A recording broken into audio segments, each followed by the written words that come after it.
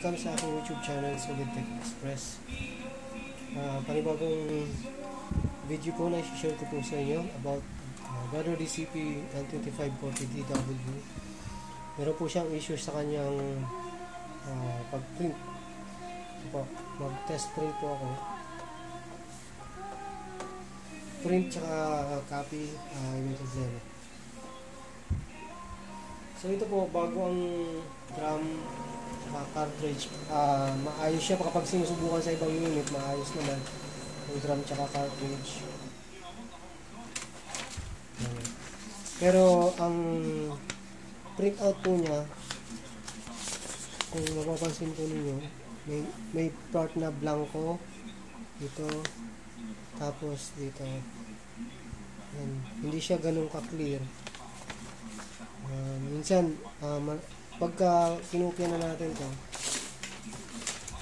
mas lalong hindi siya clear.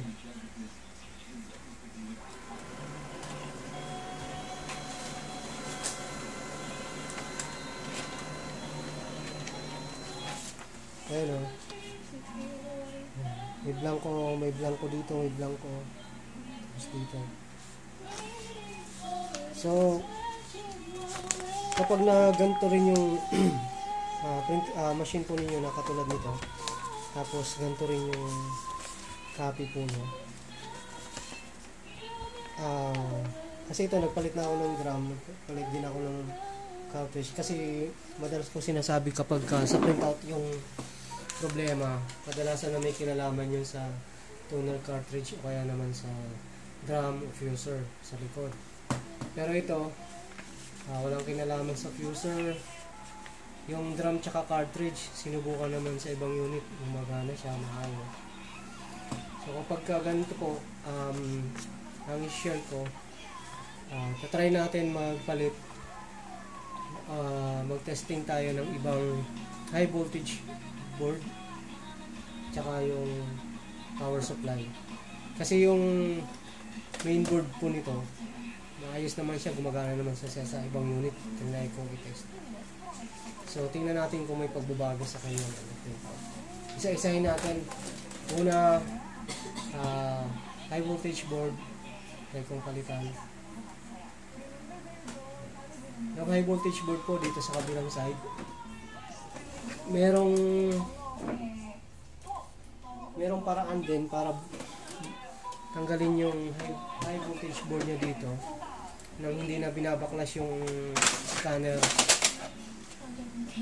yung buong scanner. Okay. So kadalasan pag nabukas tayo kung bago, hindi pa nabubuksan yung machine po ninyo,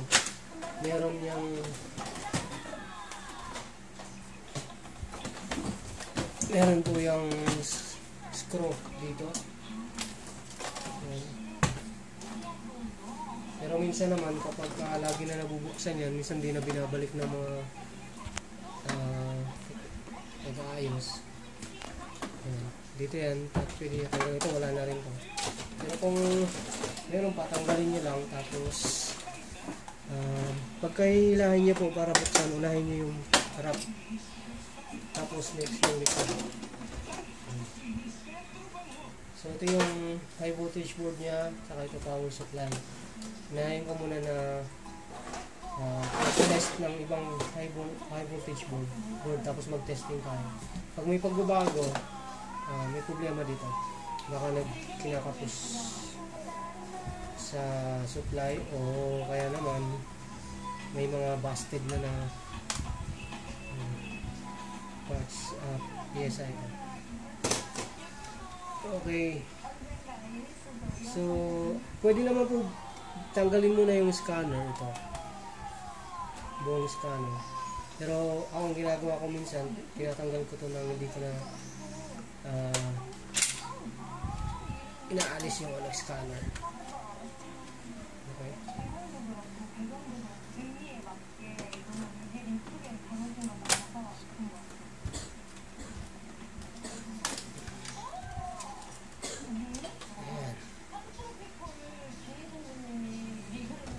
Try ko magpalit. Subukan ko ito. Kapag okay siya, so, Baka yun yung may problema.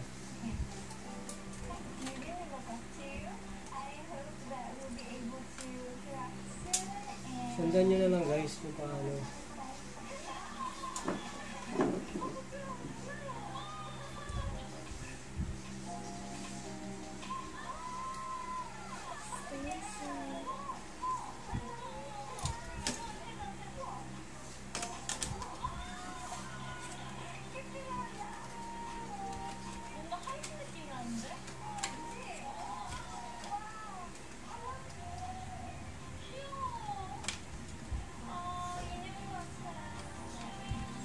Medyo mahirap lang pagka ibalik to kapag hindi nyo tinanggal yung spanner. Meron din ang mga video dyan kung paano tanggalin to kapag yung video na paglinis ng laser unit, ito binabaklas to. Ayan, ganun din yung gagawin.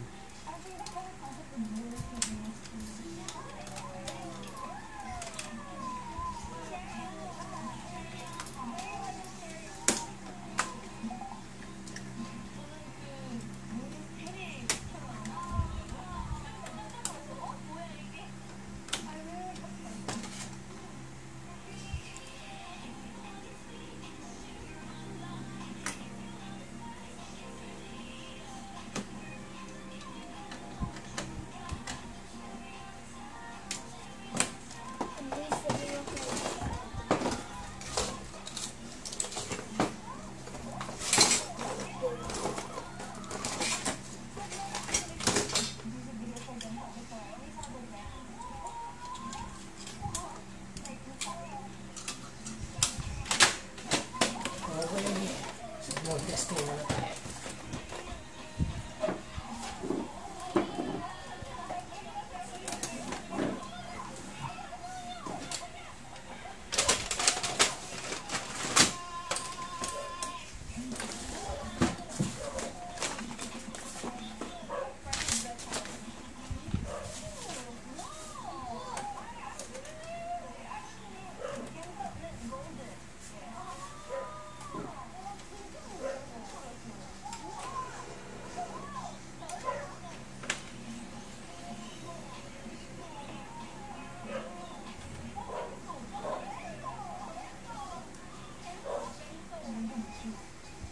Print test tayo.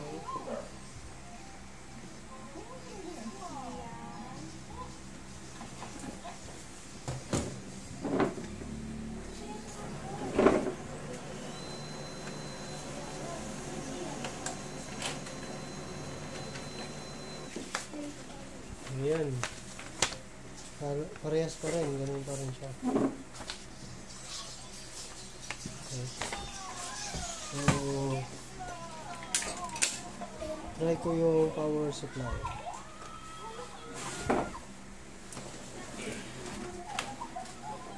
Ayan.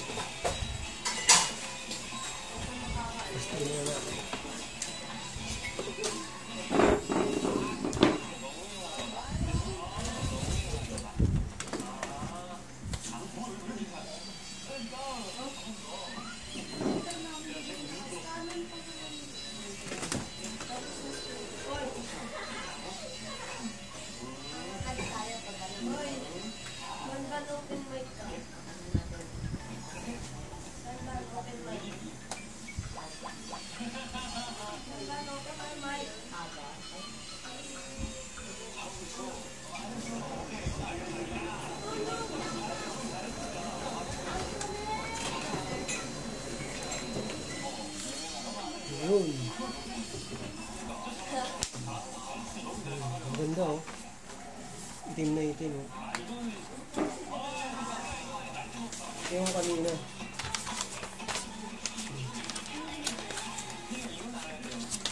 Yung kanina. Kaya ito ngayon oh. Kaya mo sobrang itim na itim po siya. Ito naman yung dumi niya, may ibang issue yan sa ano niya. Dumidikit lang siguro sa drum. Yan niyo po yung kaibahan niya. Pinalitan lang natin siya ng power supply.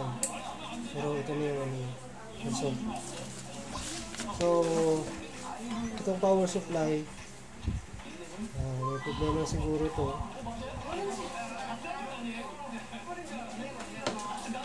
Tapos, try natin mag-copy.